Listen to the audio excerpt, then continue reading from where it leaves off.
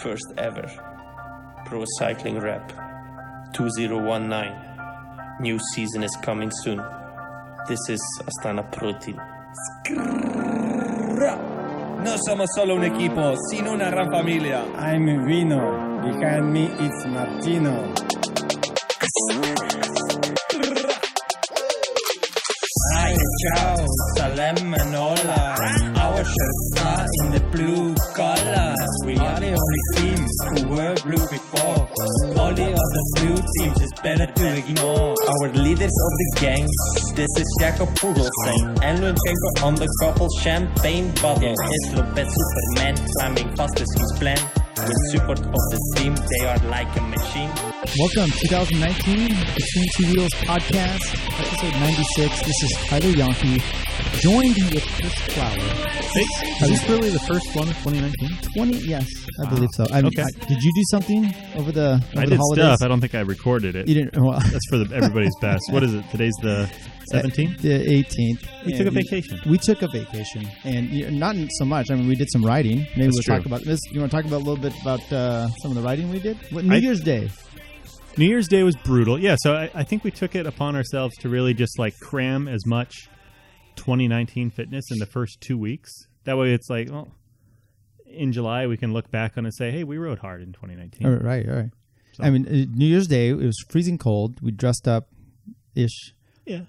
Did a 106-mile ride. It was a good ride, too. And there was, 5,000 feet of climbing out by Plymouth and around starting from Folsom, right? Yeah, we went Folsom out to Ione, and then we looped around to the backside of Volcano, down to Plymouth, and then back to Folsom. So it was a good little loop and a bunch of roads I'd never been on a bike before. Right, and some of the concern was getting back in time because we left, 8, 9 o'clock in the morning. Right. Hoping to get back in time, and the road that we were taking coming back into town was a little sketchy. And then there was one point out there in the middle of nowhere where our teammate John Novikov needs some food because I guess he didn't take enough. I'd been handing him food all day. He finds a restaurant. It's literally like the only restaurant in town that's open New Year's Day. Right. And we're kind of waiting out there. Next thing you know, he sticks his head out and he's got like a cup of coffee, not to go cup. No, it's no, like no. I'm sitting down, he's like at the balcony chilling out there getting a burrito. And it wasn't like a burrito from a case. It was a order from the chef burrito, and I'm sure it was very custom. Right. And, whatever. We made it back in time. It was a good ride. Then just last weekend, we went and did, and we'll talk maybe a little bit more about this later, big ride out in Boonville. Did that Fish Rock. You say it's a race. I call it a Grand Fondo. But how's everyone else's racing doing for 2019? Everyone fit, ready to go? Because we've already had one race. I hope they are. The next real race is coming up in 2-ish weeks. Yeah. Well, no, it's a week from this weekend, right? Is it? Is it that soon? Yeah. Okay. I've got it on here. Okay, let's talk a little bit about what's coming up. First of all, I'm Tyler Janke. Chris Flower is here with me. Curt Mills is not here. This is a way to start off 2019 with a bang. Already, just like we brought it in or left it, the 2018 coming in the same way. Okay, let's talk about a few things. So we're going to talk some of the World Tour 2019, some of the teams, some of the kits, little different moves that's happened with that. Give you a little update. Santos Tour Down Under is underway. I think they have 4 stages under their belt already. Yep. A geriatric guy busted for PEDs. We'll go over that because that's kind of a big thing in the news. Some things that make you go, We'll talk about the Fish Rock, what I call the Grand Fondo, the experience out there. San Bruno Hill Climb results, some winners and losers, and whatever else just comes into our mind. Yeah. Ready to light this candle? Let's do it. That's another comment that Curt will have Okay. He needs to be here to correct those. Just some things I found scouring the news this week, and if you have any other additions you want to throw in, please by all means do. I will. Or if you have any conversation about this. CCC gets their first win. We'll talk about that a little bit. Patrick Bev. Obviously, all the teams that are winning now are getting their first win, and it's a big deal to kind of capture that first World Tour. Right. So now that was Paddy Bevan that got the win on stage 2. So he had previously won the New Zealand National Championship. Now, does that count as a team win, or is that not really I know World Tour level type I don't think events. that's quite the same. Okay. Especially, I mean, because you could be the Italian national championships, which is probably much more difficult than. Right. No offense to New Zealand. I mean, you may have to fight one or two really solid guys, but it doesn't mean that your win isn't valid. It's just this field depth kind of. Either way, he's having a good start to the year. He's looking very good, and we will go into that. EF Education First. They showed out their new kit. Seen it online when they showed it. It was just the jersey, and I was dismayed. I was like, "Oh, way to go, Vodders! You've held to your own standards. Good job." It's ugly. And then when I saw it with the shorts, I'm coming around to it because I like the dark blue shorts with it. Yeah. It makes the pink palatable. Gotcha. Almost. They blend. Of course, well. my house has been inundated with a skunk all week, so I don't know what my palate is. But what do you think about it? So I'm not as offended by the pink. I don't care for the weird like airbrushing on the front. It's a little odd.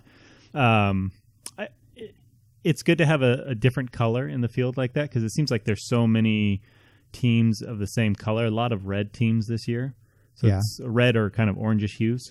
So it's good to have that different shade in there to kind of shake things up. It goes that way, right? Like some different colors, and all of a sudden one year, I think off season, no one puts in their bid for a color, and someone gets to approve it and say, nope, this one's already taken. Right. So all of a sudden you have a rash of like red, like Northern California. All of a sudden everyone's going blue. Right. Yeah, it seems like it'd be good for the designers just to not share your design, but say, hey, we're kind of going in this direction. Yeah. So that way it's not everybody in the field getting confused with one another. Right. So anyway, Sven Tuft. Oh, go ahead. I was going to say, and Education First. I think they've dropped Drapac, or they've kind of parted ways. So they've kind of gone solo. I think they picked up a new sponsor. I just don't remember the name. Yeah, we'll have to look back into. I know Drapac was kind of their. I think it's construction, some other business stuff in Australia, and that guy was big into dealerships of cars. Okay, same thing. Close. No, not even close. But the Aussie guy, and I think. I don't know what his involvement is. Maybe he just wasn't feeling like he was getting the bang for his buck, or he wants to move into Mitchelton Scott, more Aussie.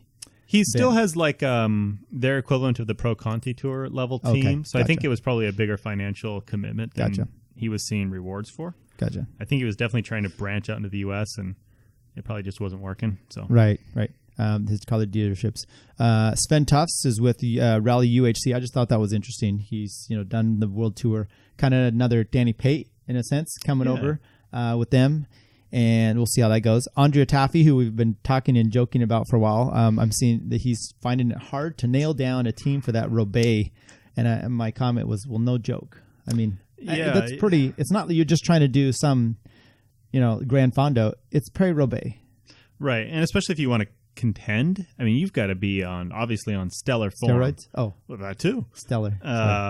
So yeah, I'd be surprised if he lands on a World Tour team, and if he does, they're not going to say, "Hey, we want you to be the A guy." It's like, we want you to shuttle bottles up in the first 100K, and I doubt that's something he wants to do. So he's going to probably have to hold out for maybe a wild card team that wants some kind of compelling story to earn their wild card spot. Yeah, I agree, and it'll be interesting to see if how long he still pushes this whole thing. So.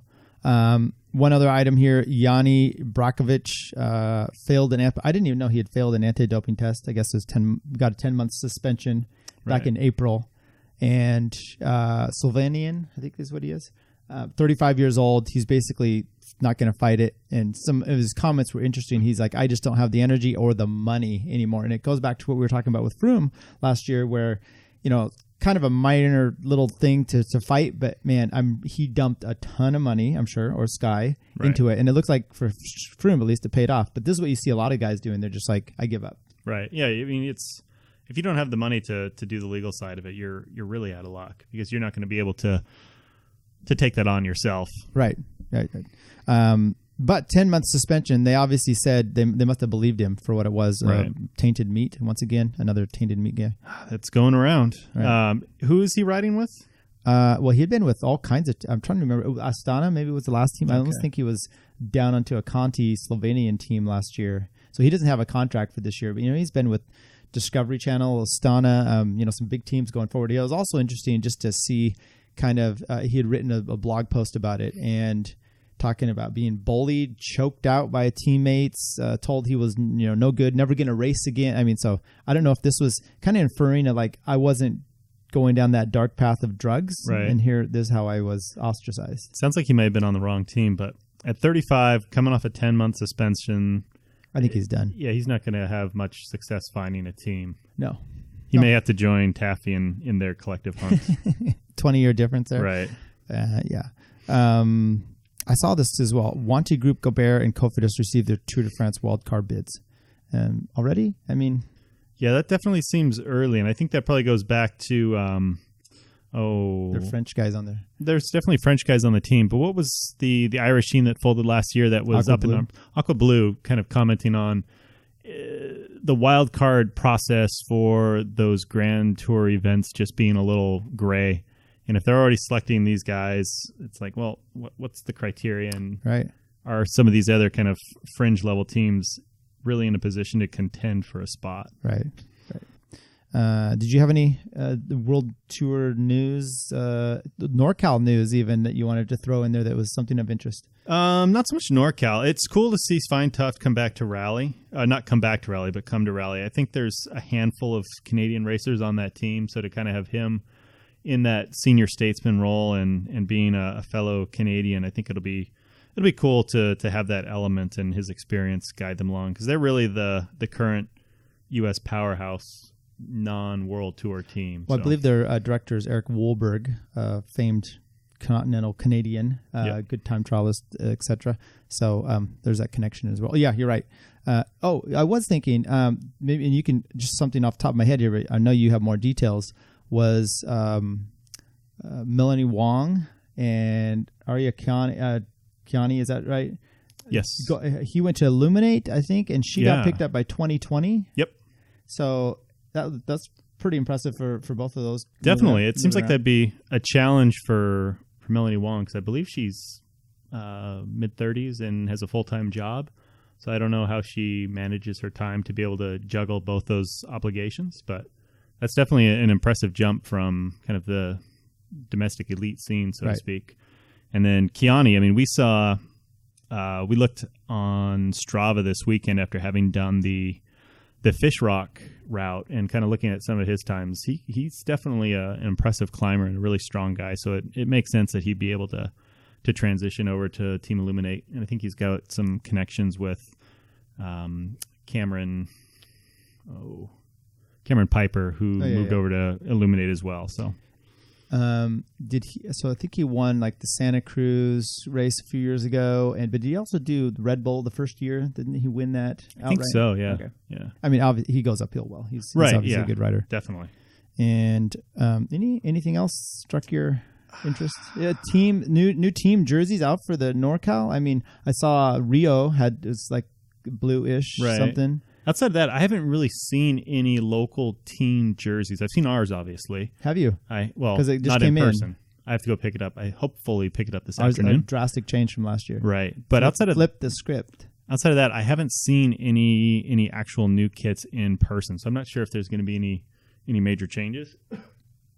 But even in the World Tour ranks, I think we had talked about it on the last show, is like CCC, obviously they stand out because they're bright orange, and Sunweb's gone to all red, but outside of that, it's just kind of, we'll have to wait and see for NorCal. Yeah, of course. Okay, let's get into Santos Tour Down Under. Before that, do you have any notes or comments on, because they do their national championships, so they had those, they had their crit and their road, I think time trial. Same with the Kiwis, or is it the New Zealanders? I think they're Kiwis, yeah. I don't know. They are for now. They're all Limeys. Easy. We know that Paddy Bevan won New Zealand, but one of the things that was interesting in the Australian National Championships, typically the winner of the Australian National Championship, if they're not on a World Tour team, they get kind of like an auto berth onto the team, UNISA team, so that they can ride the Tour Down Under. And the winner this year, Friedman, I believe is his last name. Yeah, I believe so. Older guy, former world track world champion, so he's got some experience, but he didn't get selected to be on the UNISA team. And there's a lot of kind of controversy within Cycling Australia and some of the media outlets down there about, it kind of not being great to not have your national championship jersey in your biggest race of the year. And I guess Cycling Australia's argument is that, they're trying to focus on U23 riders, and that they felt like they made the selection criteria clear from the beginning. And the rider who'd won the national championship felt otherwise, so he's sitting out the Tour Down Under, but he's going to race, I guess, in Herald Sun Tour or Cadell's. Cadell Evans' Okay. Great Ocean Road Race, Right. whatever it's called. It is. So kind of a bummer to not see him in that race, since he would be kind of representing the jersey, and felt like he would be able to kind of complement that team. So it's also interesting where they have their crit championships, and then they start in with the Bay People's Choice Award, Right. Which is like, they call it a crit, and I think it might be. It was like a mile. But I know last year Sagan wore his World Championship jersey, which is a road race. Right. Well, that's because And then it's Cadell's Sagan. winning his crit jersey. Caleb. So, I'm sorry, Caleb. Cadell might have been doing it too, though. Did He you may check have. in I the didn't. stands? So I know that it is like Folsom crit all over again with Right. World Championships, everything going to Chris. So I don't think Caleb did the crit this year for the Australian National Championship. So he, I think, was sitting that out and hoping to focus for a good result in the National Championship road race. And I don't think he made any of the selections for the breaks in the road race. So that was kind of potentially a wasted effort. So he didn't carry any cool team jerseys into the Tour Down Under. Right. And I did hear a podcast from Australia, the SBS podcast, and they were talking about how the course that they've used there, it's come out with sprint finishes, it's come out with little breaks, climbers. So they're saying, it's a pretty good course because it feeds every type of situation you can have. So I didn't really get to see much of it either way. I didn't see much either. I couldn't really find a feed. I did look for it. I think if you were like a paying member of SBS, you could get it. But yeah, it definitely provides a course where a different type of rider can win each year, assuming that the field allows that to happen. Because from what I understand, there's been some kind of grumbling in Australia about why are we using the same course year after year after year after year. And it just, it seems like it's a good course. It's at this point kind of an established course, easy to set up, so it makes sense to keep using it. And we'll just go right into the People's Choice Classic was won by Caleb Ewing. Yes, nice sprint. He held off Sagan, and I don't know, Viviani was in there. Alex Edmondson got third too, which is kind of odd. I think there was a crash before on the last corner that kind of derailed some of that. But the whole Tour Down Under has this great thing that they do, which is they're set in Adelaide, and then they just have your racing going from there. So they pretty much have this central location for a week, which is pretty damn cool. What'd you think of the sprint? And then why don't you talk about some of the stages coming up? And my highlight so far has been listening to missing Paul Sherwood more than I thought I would, because I'm forced to listen to Jens Voigt.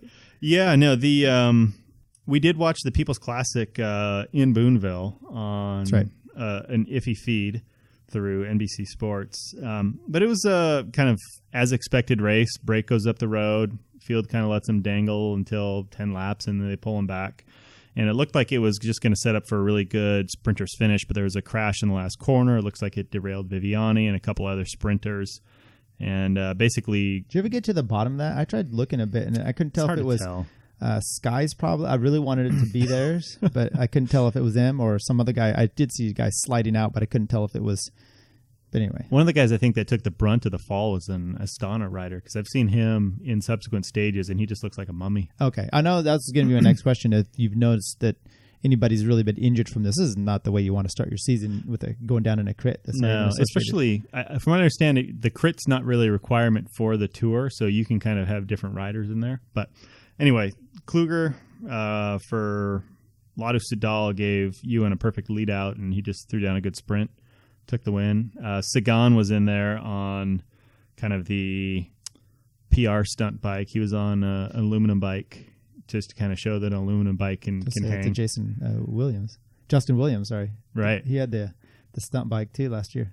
And so, obviously they didn't hold back Sagan, but he was in there, took second. It looked like a clean sprint for the guys that got through the crash, but what could have been? And I think up to this point, we've gone through 4 stages of the Tour Down Under. And unfortunately, usually when I tune in, the stage is well underway and a little break is up the road. I think in the first 3 stages, it's been pretty similar where you get a break up the road, and then the field just kind of settles in and just does the usual wait until 30K to go and start reeling them in. I think the first stage ended up in a pretty good field sprint. It was a little uphill, a little headwindy, and I think there was... No, it was on the next day there was a crash. So stage 1 was a pretty clean sprint. Sunweb, Max Walsh jumped really early for being both uphill and into the headwind. And I think he jumped at like 300 meters and looked like he had a clean 3 or 4 bike length gap. And then Viviani just bounced through the field and was able to come right around Walsh and win by a solid bike length himself. What was interesting about that one, I was expecting Caleb after the first one, and he got kind of pushed in the back. Right. There was I don't know if it wasn't a wreck, but some guys took the wrong path. Right. And I don't know if some of those sprinters, it is some confusion enough where the sprint was not pure. And look, you only have like maybe a handful of sprinters, Sagan, Ewing, Viviani, Van Poppel, and I don't really know who else you got. I mean, then you're McClay, Bauhaus. So then you're second, third tier ones. Right. Yeah. I think there was there was a left-hand turn at 1K to go, and it was in kind of in a roundabout, and some guys went outside of the cones, and it was like, and the road didn't come back and join. Right. So they had to hop curbs or do something evasive to get back into the field. And if you're doing that, you're slotting in pretty far back. Kind of a bummer, but I think stage hot day. It was really hot. It was 45 centigrade. I like how that rolls off your tongue. It's so natural. But no, it was definitely hot, a little windy. Stage 2, also really hot. Same thing. It was a couple rollers, but brake got out, got pulled back with like 20K to go. And then one of the FDJ riders did kind of a little attack with 20K to go, had a little gap, and he looked back at the field, hoping that they would just pull him back in. Nobody went with him, and he looked almost just kind of disappointed that he was now stuck, and basically you got to stay there. So he rolled solo until about 3K to go, got swept up, and then that led into another little uphill field sprint. And in that one, Patty Bevan, of all people, took the win, and he held off Caleb Ewan, who got third. Peter Sagan got fourth, and Elia Viviani was in the mix too, but it was something like that. Yeah, so it was an interesting sprint because you wouldn't think of him as being a sprinter in his own right, let alone being able to hold off those guys. So. Right, and I guess the uphill, he kind of jumped ahead, held him off. It was interesting hearing the commentary. Phil Liggett's like, and all this, and none of the sprinters are there because I don't know, there was a wreck, right? And so, but then they're all in the top 10. Yeah. So well done. Once again, I'm just gonna work on these guys over here. Robbie McEwen had it, at least helped him out, but it was. My point is, it wasn't Bevan sprinting against Mike Woods. It was Bevan. Well, teammate. No, they're not teammates. But it was. He had to go up against. I mean, Caleb couldn't come around him. Right. It was pretty impressive. Yeah. No, it was definitely. It looked like Caleb tried to come around him, got into the wind, was like, oh. Bevan's a big guy. Yeah. Well, and then that leads into like some of the next few days. Viviani gets in the break. Right. Was that corkscrew or no? It was just there was another little climb that they had right before the finish there. Right. They went over like 7 times. Yeah. And he's up in the break. They finally get shelled up, but Bevan, I didn't even think about it. I'm like, oh, he's going to be losing this, but he holds. I don't know. Do you want to recap that one? Yeah, I think you just kind of did. I mean, really, they just did a few loops around a hilly circuit, and I think this is the one where. We were kind of exchanging texts as it was going on, and it was like, okay, we're on the last lap. There's a couple rollers. You don't Super fast run in. Yeah, you don't want to bring Sagan to the line. I think it was Woods and one of the, I think it was a quick step rider, just started launching attacks just to try and shake it up. Devanins or something. Yeah. Dries. Sounds right. Sure. Just make up names. But no, I enjoyed that stage, even though I'm not the biggest Sagan fan. It was just cool to see Woods finally not wait for a move to happen, but to actually try to instigate it. So he's coming around and being more of an attacker instead of just a follower. Right. So Impey comes around and he starts leading out, and you can just tell he's geared out. Right. Sagan comes around and pretty easy for the win. So he's already got his win for the year. So CCC, Sagan's got his. Viviani's already got his. Right. I don't know if you count Caleb's because it's the crit. Next day, then last night for us we had climb up this corkscrew, which was pretty good. And they were once again, this SBS podcast was talking about that and saying, or maybe it was Cycling News, that they feared even putting it in the race because it was so steep. But I'm watching, I'm like, it's not that harrowing compared to some stuff we watch. So no. And matter of fact, it regrouped at the top. If it was so steep, I mean, there was like 5K after this finish.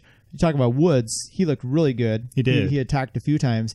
I heard on Cycling News today, Bennett was saying, "Oh, he wished the move had gone earlier." They're saying this to Woods, and Woods goes, "Well, that's his problem. Then he could have gone earlier." He goes, Bevan was already coming off the back. Right. He's like, "I attacked. Yeah. Why are you complaining that it didn't?" And evidently he's done that recon on that. So he's ready for this race. Woods is. Okay. And he was complaining that, I guess he was yelling at Richie Porte at some point, "Get off your brakes." So he's I like how he kind of calls people out after the race. Right. He has no problems. Yeah. I guess when you're riding well and you're feeling confident, you Right. just say whatever. Yeah, I don't know much about that climb in terms of what it would compare to around here locally. I don't know. But it didn't seem that steep. The jumpy climbier guys were able to get a break, but they didn't put that much time on the 10, 15 guys that were kind of that tier 2 climber. Right, about 10 seconds or so. Right. It wasn't enough where they couldn't get back together again. No, so Bevan stays there, Right. and he actually gets, I think, second, some time bonuses. So he's even put it, instead of them distancing, Right. they actually, he put some time on them.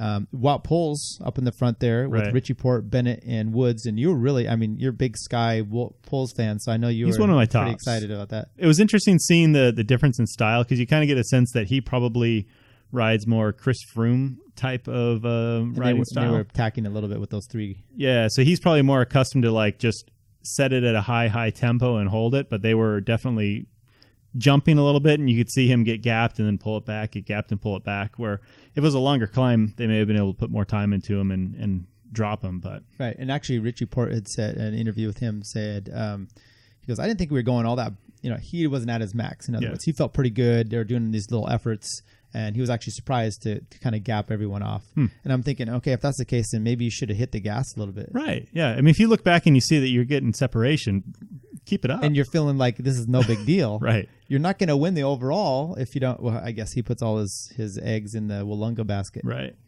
Yeah. So that's what's coming up, I believe, tonight. Yeah, and then who won that stage yesterday? So yesterday, good call. They have about 5K left. They rounded those 4 back in, and then Daryl Impey, South Africa. That's right. Yeah. Gets his chance to defending champ from last year. Right. Yeah.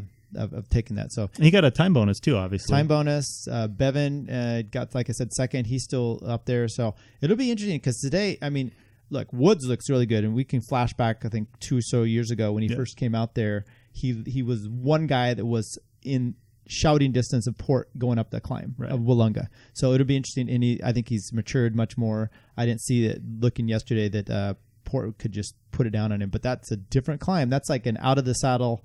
It's a Dan Martin type of thing, right? Yeah. Where you're sprinting for like a minute plus, just full out. You probably know that it's like Beatty, right? Isn't that what we discussed basically? Wollonga? Yeah. I don't think it's that. You got to say it a little more Aussie, like Wollonga. Wollonga, eh? Oh, hey, that's Canadian. That's how Woods would say it, huh? Right. Hey. You want a kind of a segue or a tangent here, kind of going back into some of your World Tour news. So, your favorite rider? Wait, who could that be? I don't know. Curt Mills? No, Phil Guyman. He's down. I thought you meant a non-retired rider. Retired. I might as well go with Chris Horner.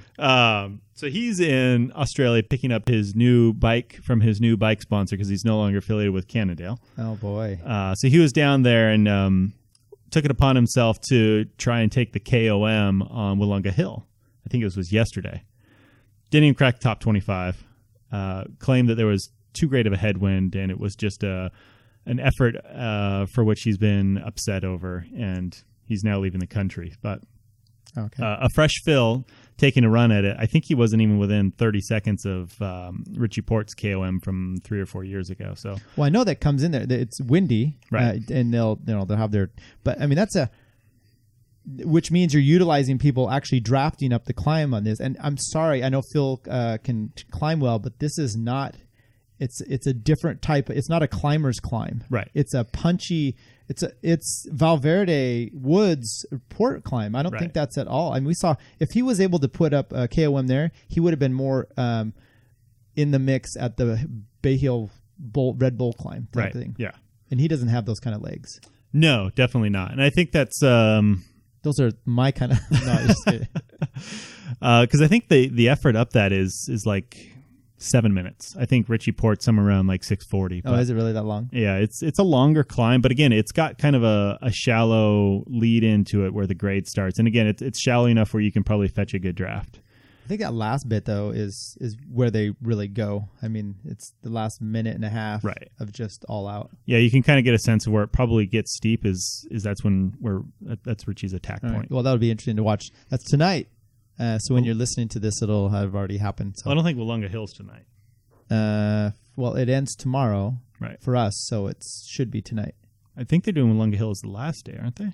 I think this is good research. Why don't we check that out and see what we can get while we keep going? Okay. Anything more with Australia while this happens? Not for me. Okay. I'm going to talk about this 90-year-old tainted meat guy. So he was doing Masters Nationals, only guy in his field. He's 90 years old. The only reason they tested him is because he set a world record. Right. And at that age, I think it's just you're living and you're riding, you're going to get a record. That's what we've talked about before, just thinning the herd, and you're able to do that. So name is Carl Grove. He was given an anti-doping test, like I said, because set a new age group world record at Masters Track Nats in 2018. And according to Velo News, USADA did not ban him from competition. The organization determined that the epitrenbolone positive was non-intentional and, quote, more likely than not caused by contaminated meat. USADA handed Grove the lowest sanction that is allowed to give for an anti-doping violation, Tigert said. Travis Tigert, who's part of USADA now, I believe. There's a few things that jump out when we first saw this and it was posted online, which was, why are they spending race clean money on, I don't know if that's the race clean money, but USADA money on, and I've told you about going to nationals in the crit and they just tell us, we're not testing today. Right. I guess part of it is with being USOC and everything like that. If you set a world record, therefore you have to test. So it didn't sound like at all they believed that it was like they said, it was unintentional, not a problem. Right. My biggest question, though, is this is in the U.S., right? Mm-hmm. Carlsbad, I think that's what it is. What the F, you eating tainted meat? What kind of place is he eating from that he's getting tainted meat the day of the night of the competition? Taco truck, maybe? I don't know. You're 90 years old. You don't taco truck at this point. You don't even know what that means. That's true. Yeah, it's definitely one where you feel bad for the guy. You hope that it wasn't intentional. The data suggests that it wasn't. You only feel bad for him if it wasn't intentional. Right, that's true. Well, if it was intentional, you maybe feel worse. I wonder what his toilet was like that night. Right. Poor maid. But yeah, there's a lot of people who are reacting with the typical, they shouldn't waste testing on him. It's like, well, those are the rules. And it's not a random test. It's because he set a world record. Right. Yeah, that's a really good point. Because when I first read that, I'm like, what a waste. Right. But, look, he was the only guy in his field. He didn't have to train. Right. You don't even have to train for this. Right. And you get your national championship. Yeah. If it was just a national championship and they tested him, it's like, that's kind of goofy. Right. It seems like you probably could have used that one extra test in another field. And I want to know what his time, what was the actual time? I didn't get that part. Did you figure out the Wollonga Hill debacle thing? Yeah. So tonight's not Wollonga Hill. Tomorrow's. Sorry. But so it ends on Wollonga Hill. It does. Because typically, I guess they mix it up. And they've had, which makes sense. So Wollonga Hill's the last day. Yep. That's good because they've had it usually the day before, and then they have a boring circuit the last day. Yeah, they usually do one through like Adelaide proper or something, and it's really just like, Yeah, so it's good to see them mixing it up. Oh, speaking of the women, so Amanda Spratt won the women's Tour Down Under. I think she won like 2 of the 3 stages, Mitchelton team. So I think she's won the last 3 years of that. So didn't see much on the highlights for that, but that's what I got for there. Did you notice any women? The only thing that I noticed was a video from Canyon SRAM that was a good one that floated around on my social media feed yesterday. From what I understand, it was from one of the earlier stages, and there was a little kind of mid-corner collision between a Canyon SRAM rider. It looked like a Unisaw rider, and there was a quick unclip by the Canyon SRAM rider, and she was able to not only keep it upright, but just go right back into pedal stroke without really missing more than a beat. When you first see it, it looks like she's doing a kick, Right. like trying like kicking someone's door. But closer inspection, it looks like your foot gets caught up. I don't know if it's in spokes or what, and it gets popped out of the pedals. And so it was impressive. Do you remember who that was? Nope. I don't remember either, but it was Cameron Stram, you said, right? Canyon SRAM, that was the team, but I don't know which rider.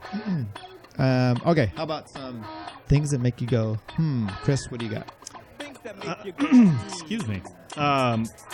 Watching the Tour Down Under, the People's Choice Classic, there's a lot of disc brakes floating around in the pro peloton, and it seems like there was, a lot of resistance 2 years ago from pro riders. They were terrified of riding around people with like chop saws and whatnot. But it was that famous video that Kaylee Fretz did at Velo News at the time when he was at Velo News. We had it, and he had a shoe, and he was trying to cut it open. Right. Couldn't do it, surprisingly. But I blame him. Yeah, I don't know if it's riders are A, they just don't care, B, they feel like there's an actual benefit to be had by using the disc brakes, or if it's the most likely one, which is C, is that their manufacturers basically say, these are the bikes you're riding. And it seems like it's maybe an opportunity for the manufacturers to kind of leverage that as a marketing point to get people on disc bikes. Right. So you have one side of the rear wheel, you have these nasty, gnarly teeth that can rip you to pieces, including your front chain ring. Right. Yep. And then the other side, you have a disc brake that was the concern. Oh, they thought it was like a rotating saw. Right. But I mean, I've seen gnarly teeth mark in someone's calf and their shin from the front chain ring. So, shit happens whichever direction you go. And you're right. For me, it's all about, okay, if it's more about conformity. And I mean that in the sense of if I have a flat tire and I'm trying to get, neutral support, I want to be able to do it as quick as possible. And I don't want, it's already bad enough when I get a wreck and they're like, you do 11 speed, 12 speed, right? 9, no, 10. So that's still a problem. That'd be my biggest concern. And the Pro Tour, they shouldn't have to worry about that. So I wouldn't think so. And unlike Froome with his bike, the Mavic support bike with no pedals and too small. Yeah, You're also dealing with a situation of not just different gearing, but when you are using the disc, if it's not dished identically to the wheel you're taking off, you're just going to get nasty brake rub too. So it's a challenge, I think. That right. And if they don't get that, then you'll see them bitch and complaining to their mechanic and whoever, whatever. So, okay. So I'm trying to find backtracking a little bit. Oh no. Carl Grove, he was the 90-year-old cyclist that got popped. His time was 3:06, and it was for the individual pursuit. I'm guessing that's for a 2K. Pursuit. Okay. So that clears. Isn't a pursuit typically we have two guys and you go? I know it says individual pursuit, but it's hard to have two guys. It's just a time trial. Yeah, when you don't have anybody else to race against, you're that was chasing my point. a ghost. Is it like like golf? You do the Masters and the last day or the first one out with the worst score. Sometimes you don't have a partner to team up with, so they'll have like a pacer, someone that goes out there and just plays with you that doesn't count. Right. Maybe that's like that. I mean, I don't know if they did that. Field. Okay, but because it's an individual. My hum is I just saw on Strava. Chris Froome did a monster ride. Salvador or one of his teammates, 140 miles, 22,000 feet of climbing. I think it was in Africa somewhere. Pretty impressive. And I should have put here what his teammate's Strava title was. It was something like, ruined myself, my season's over, something like that. It was kind of funny. So did Froome have a totally different title, like Good Monday? No, it was like showing whatever teammate's name is around Africa, and literally about the whole continent. It was pretty impressive. 22,000 feet of climbing, which goes into what we just did. So we went out this last week. They have this race out in it's Fish Rock. It's out Boonville, which is literally perfectly named. Small town, Boonville, side of this amazing Grand Fondo. You say race. I do say they race. also have an NCNCA race out there. And we went out there, got a cabin, rode from town, did like 73 miles, 10,000 feet of climbing. Spectacular. So basically amazing. Froome basically 2 loops of this. Right. That's what he did. Yeah. That's rough. It probably wasn't on gravel though. Right. So there's a 20-mile section of gravel. So let's just talk about it first. We leave town, take a right-hand turn out of town from where we were at, and it immediately is like 12, 18% grade. Yeah. For, 10 minutes or so. Right. That's how long it took me. There's a bunch of climbing right away. First First 10 minutes, you're like 1,000 feet of climbing. I'm like, sweet, we've only got 9 more to go. Of course, at the time, we're thinking it was only 9,000 feet. But right. And not only that, but it's like, we're kind of casually riding. We stopped at the descent on the backside of this climb and took some photos, maybe rested it a bit. If you're doing the Fish Rock race or the Boonville Bite Hard Road race, that's a brutal way to start a race. I mean, you're basically, you've got 200 meters of flat road that leads right into the teeth of this 10-minute climb. And it's not something you can like draft in or anything. It's, 8% pitches up to 15%, and there's really no respite until you get over the top, and then you're just going straight into a descent. The whole day for that 10,000 feet was up and down. Right. It was, you're blasting downhill where you're not pedaling, or for me, in my 28 page boing across the road. So there was no real like ridge line where you're just able to like put it in the big ring and roll it or whatever. It was up and down all day long. So we get out to this Point Arena out on the coast, and we go eat at this one place. I don't know if it was you or someone asked this lady about it. That was John. And she freaked out when we told her we were going over this Fish Rock road. It was impossible. You can't do that. Yeah, she's like, not on road bikes. Right. That's impossible. Yeah, I think initially she thought we were on motorcycles or something. Yeah, she I think every single one of us, there were 8 of us in total, and I think everyone that bought something, she tried to like deter us. Like, you shouldn't do this. This is a bad idea. You're not going to make it. Yeah, she was scared, and which then made me a little worried. A little bit. Right. But, so we, if we look at the ride in total, when we got to Point Arena, that was maybe 30 miles into 70. We'd gone up a 10-minute climb. We'd gone up a 30-minute climb. And then I think we had gone up another 10-minute climb. There was some really cool descending from the ridge line down into Point Arena. And once we got to Point Arena, it was, you kind of think about it. It's like we just came over all those hills. We have to go back and do it again, but most of it over gravel. Right. And interesting was it really rained a few days before, really rained the day before. And so a lot of these roads through all that forest were just slick wet still. Right. They never dried out the whole day. Matter of fact, coming back, there's like a redwood forest preserve type of thing they were going through, and it was as if it had been raining all day, which it hadn't. It was just rainforest type of thing. So your descending was, slowed down for that matter because, we're just road guys. We're not going to be too much out there. But the dirt may have been actually better for those who have done it. It was really packed, and it was not a problem. It was enjoyable, other than it was super steep. So we hit the gravel. It's like 20 miles, and the climbing that first section was really bad for me. It hurt my back. I'm standing up. Right, you're literally standing up. Yeah, no, I got a picture of that. It was kind of like the first 2 climbs that we did, except the road conditions were pretty good. But you couldn't really paperboy it. You could really only stay in like the vehicle tracks.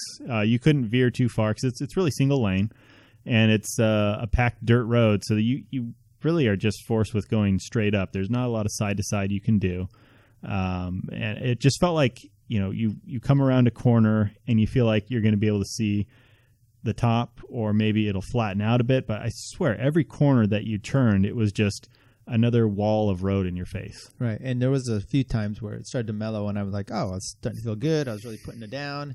And all of a sudden I come around a corner and it's just a wall again. Right. And a little demoralizing. I filmed on my GoPro that whole section. Yeah. So I have that. At some point I'll put that out for anybody who's remotely interested in watching an hour and 40 minutes of this. But it was very enjoyable. There was, when we started out this climb, I was off the back because I was trying to start my my GoPro. So I'm trying to catch up, and you guys went past, and there was this couple on the side of the road, man and lady, and they were just standing there. And my thinking is, this guy's out here to murder this lady, and now he's got 8 witnesses he's got to knock off. Yeah. But I've got him on film at least. So. That's good. But evidently they were just peeing on the side of the road. So side by side, it was kind of strange. We turned a corner and there's just the 2 of them standing, or one squatting, one standing, just doing their business, and it was a little odd. They seemed to be a little confused as to why a bunch of bikes were coming past as well. So we did this whole race. We had plenty of food, ate out there. For me, it was great. I mean, we were a little worried about getting back on time, right? Because some of the riders, some of them were just having difficulty, and we made it. We made it safe, but did it at all inspire you to maybe do this race?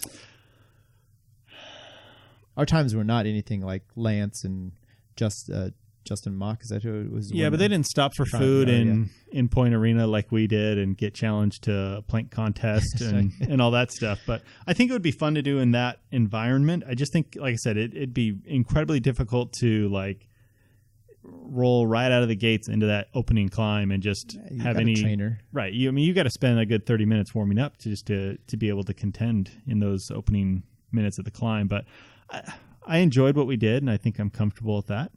I don't know if I would go back and do it in the race, but you never know. So you said there was an NCNCA race that was, instead of, we went west, hit that, and then looped back, but to the south of where we had gone. You say the race itself goes out that same one, but then loops back on the northern side?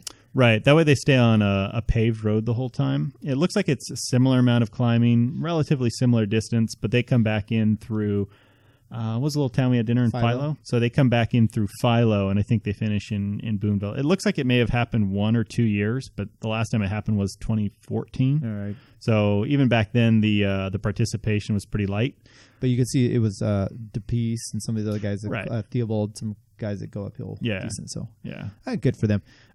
Anything else you want to say about that besides the fact that we smashed it and then watched some Supercross, and I think I gained weight that weekend? But no, it was just like I said, it's cool to get out on new roads. The gravel was incredibly difficult, but the descending on it was fun. It was just a different terrain. It was different roads. It was a different environment. So it was really cool. I think if we were a little less concerned about time, we did have a slight crash that added a little bit of time into it as well. But I think it would have been cool to kind of take in some of the redwood preserve a little more. But at that point, I think we were just kind of cruise and appreciate it. But I think a lot of us were just wiped out. And like I said, the one thing about the road and the course is it's just up and down. There's really nothing in between. Like even the finish, once you get off of Fish Rock Road onto Highway 128, I was kind of in the impression it would just be like a flat stroll back, but it's not. It's just up and down, up and down, up and down. It was crazy. It was really impressive actually to be out there and do that and ride that with you, of course, Curt and everyone that was out there. Yeah, it was a good time. It was really good.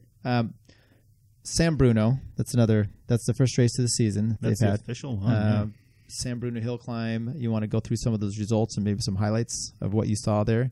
I see one that you highlighted, and I think I remember talking to you about that. I didn't see much because I didn't go, but looking at the results, I don't know what the typical attendance at this event is like, but this seemed kind of like maybe what's to be expected for a January 1st hill climb event that kicks off at probably 8 a.m. Right. You're probably not going to draw everybody, but some pretty solid times if you look at the times that guys set versus previous year. So it was, if we just look at the results, men's P12, Nick Wallace of Cycle Sport got the P12 win with a 16:24. Second place was Justin Paulson. Sprinter. He's a sprinter, but I think he's kind of reformed himself as more of a... He's small, so I think that's scary actually to think about. He's on the new Sempo Poro team. I'm not sure if they have another name, but third was Will Brickler, former teammate, and he put up a 17:16. If you look at his time and Paulson's time, I'm guessing that there must have been a bike throw there. Because Paulson has a sprint. That's true. 17 minutes, 16 seconds, 0.21 for Justin, and a 17 minutes, 16 second, 0.97 for Will. So that's a good finish there. 35 plus 123, Will Riffelmacher. He won with a 16:18, so he would have won the P12 race. It's true. He's with Olympic Club. Richie Voss, SunPower third. David Mai, Thirsty Bear third. In the women's P12, Tanya Fredericks, she's with Thirsty Bear. She got the one with 19:17. Sawyer Taylor with Swift got second. And Elizabeth Benishin with Splunk Race Team. I'm not familiar with them. She got third. And the one that I did highlight here was actually in the Cat 5 field. And Andrew Holmes, no team listed. He came in with a 15:09.39, so a good minute 8 seconds faster than Will Riffelmacher's time. So I don't know if he's just a specialist, a guy who got motivated to climb a race or what, but that's a darn good effort. I think his Strava time actually has like a top 10 time, and I think he has data posted to it where it's like 450 watts or something outrageous like that. You see this every once in a while with a new rider. I remember when we'd go out and when I was in Colorado and we would do Mount Evans hill climb. Yeah. And you'd have guys that you hadn't seen all season, they'd show up or they'd smash you. So I remember this one, he was like a runner. He'd come up in running shorts and he would put up an amazing time. He was like a Cat 5, but he could just climb. Right. He just, I could get on my bike and go. Well, Curt has a friend up in Nevada City who just smashes it like that. It's just, some people are built for that and they don't need much, they could get around a race like that. Not a big field. Don't have to worry about positioning. Right. 15 minutes. Pretty impressive. Yeah. When you're putting 2+ minutes on your second place guy, I mean, that's, you pretty much just riding away from everybody at that point. You've ever been motivated to do that race? Nope. Okay. I was a few years ago during that time of year when I was really kind of feeling good. And then, New Year's Day comes and you're like, no, I'm not driving out there. So, local guys or some ones that are motivated, more climbers. So I guess if you did like New Year's Eve in San Francisco or something and you were down there, maybe. But then you're really not going to go. I mean, you're going to be partying out there. All right, so just stay up all night or something. Right. Let's take a look at some of the events that are coming up here in the next month and a half or so, and some of the racing, and then we'll kind of get out of here. But January, if you look on the calendar, DDA, Nate Dunn is doing a training camp. That's this weekend, so I don't know if you even could still sign up, but check it on the calendar. There's info there if you want to do that. I think he's doing Friday, Saturday, Sunday, right? Saturday, Sunday, Monday. Oh, sorry. A couple Monday, climbing days and then a flat day on Monday. And I think he's got it set up where you can earn upgrade points from a Cat 4 to a Cat 3 by participating. So there you go. It's a good opportunity to kind of eke a couple points out. Pay to upgrade. Pay to play. Yeah, I like it. Then next weekend, the 26th, we have Cal Aggie. It's Cal Aggie, right? Not Land Park? Correct. Yeah. Okay, so that's put on by Cal Aggie. That's University of Davis. But it's not in Davis. No. Which I never understood. No, it's perfectly fine. So that's the first race of the season. That'll be fun. We'll obviously talk about that. Yep. And you're doing Placer Roubaix this weekend, a dirt fondo type of thing. Now, this one's described as not a race, while Fish Rock is a full-on mass start race. So, well, but I think on the thing it says Grand Fondo. On what thing? The Fish Rock website. No. I think so. They do not. I made one just last night for it called the Fish Rock Grand Fondo. Well, F you. Okay, so I'm wrong on that one, which I don't mind being. So February, then we have the Folsom Winter Crit. That's the next week. Right. Bump Circuit Race. That's on the 3rd. And then we got Cherry Pie, Snelling, Merced, all coming up in February. March, we're doing Madera Stage Race, Chico Stage Race, Winchester, Auburn Crit.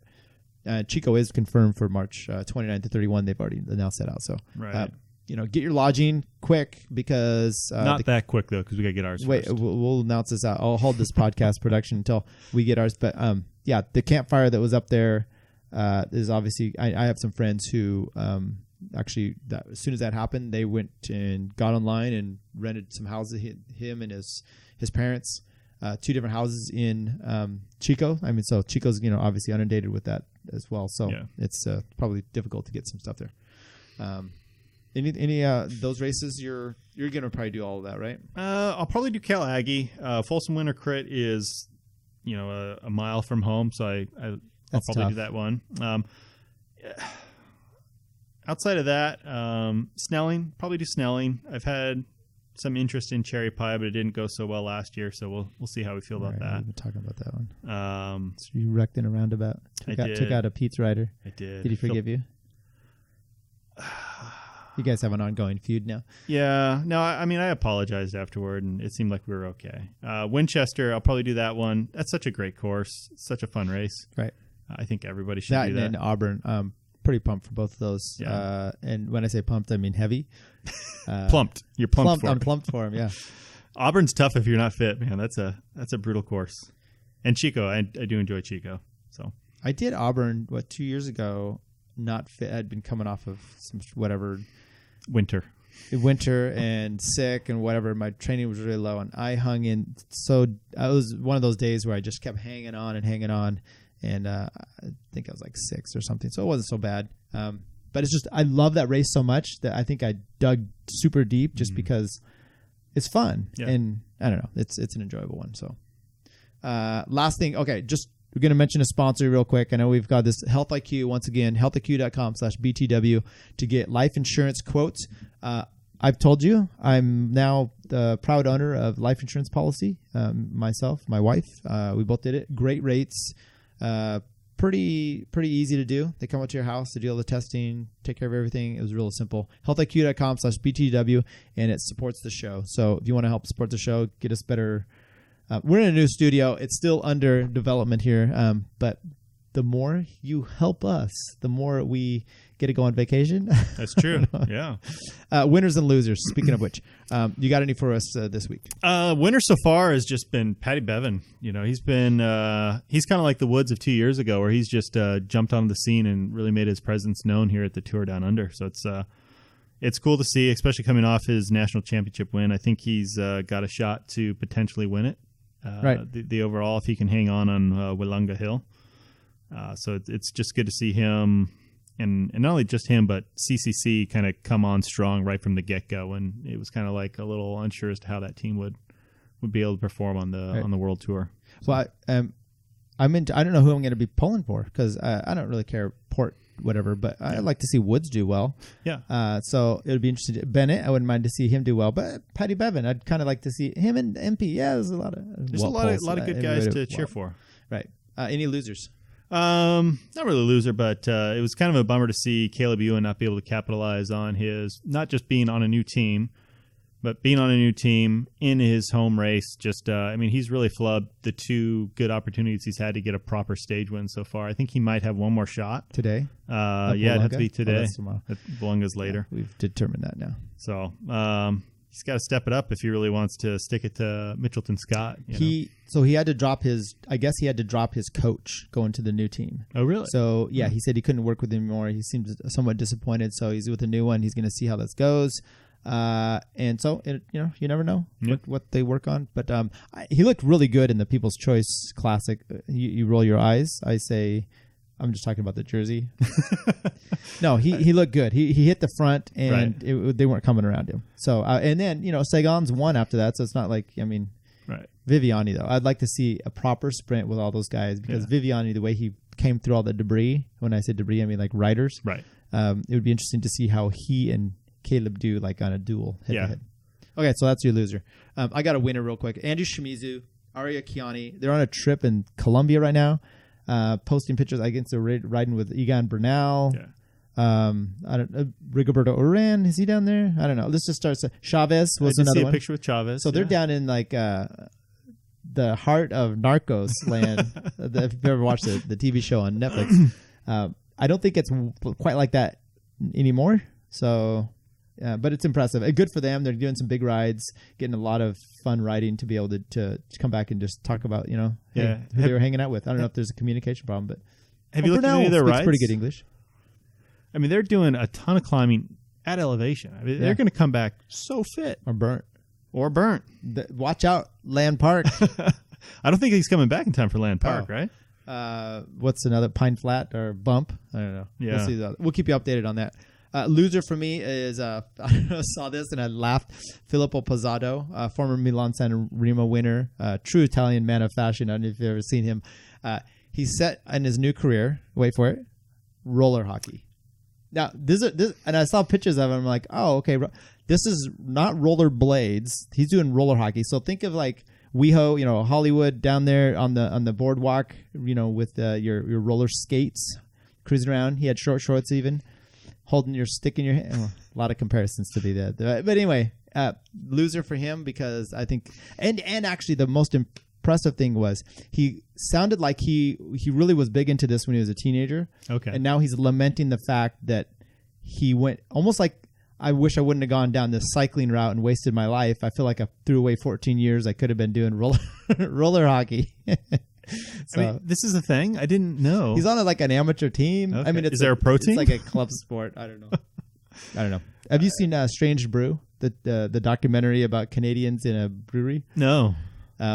Well, they go into they play a little roller. Well, the real hockey, I think it's what they play. But Huh. You've never seen Strange Brew? I haven't, so yeah, it doesn't. Check it out sometimes. Out there, check out Strange Brew. It's a great 1980s movie. Anything else for you before we head out for the weekend? No, I'm just looking forward to a good weekend of riding. Is it going to be, how's the weather? Because it's been pounding rain. I had to do my first trainer ride of not only in 2019, but of like a long time. Yeah. No, it's clear tomorrow. Okay. Crappy on Sunday. Oh. Good on Monday. Oh. So, okay. Hey, good opportunity to get a good ride, a recovery day, and another good ride. Maybe we'll come into the office, do some work Sunday, and then skip out on Monday. It's a holiday on Monday for some folks. I know, so that's why I do that. Okay. Before we go, we got hit with a skunk this last week. Came home Sunday night. The smell, it's the dogs got nailed, and it did not smell like skunk. But I'm like, something's wrong, and I text you and Curt, and Curt's like, smell like burnt rubber. That's a skunk. That's exactly what it was like. By then, we figured out the dogs had been all over in the house. So my wife even got sent home from work this week. That's tough. It's tough. Tough. The house is finally. I've never seen the house so clean. Everything's washed. It's been a fun one. So I don't know what that has to do with anything other than I just wanted to. I got to say, Curt was on it. I mean, his advice was just. He was. He looked like a helpline. I mean, he was. I stopped searching the internet. I just would randomly complain on to a text, and he would post it up. Well, he said he had it himself. Now, when he says he had it, he claimed there was a skunk that got into his screen door or something like this. Right. I don't know if I believe him, but he did know all the remedies. So he had lived it in some way or another. Right. My tip to you: baking soda and not tomato juice. That's a fallacy. So good to know. Yeah. I'll avoid the skunks just in general, so I don't have to go through it. Yeah, that's a good point. All right, any Curt, you want to? No. Okay, so until next time, everybody, thank you for joining us. Chris, once again, my handyman here, always doing the research. Appreciate that.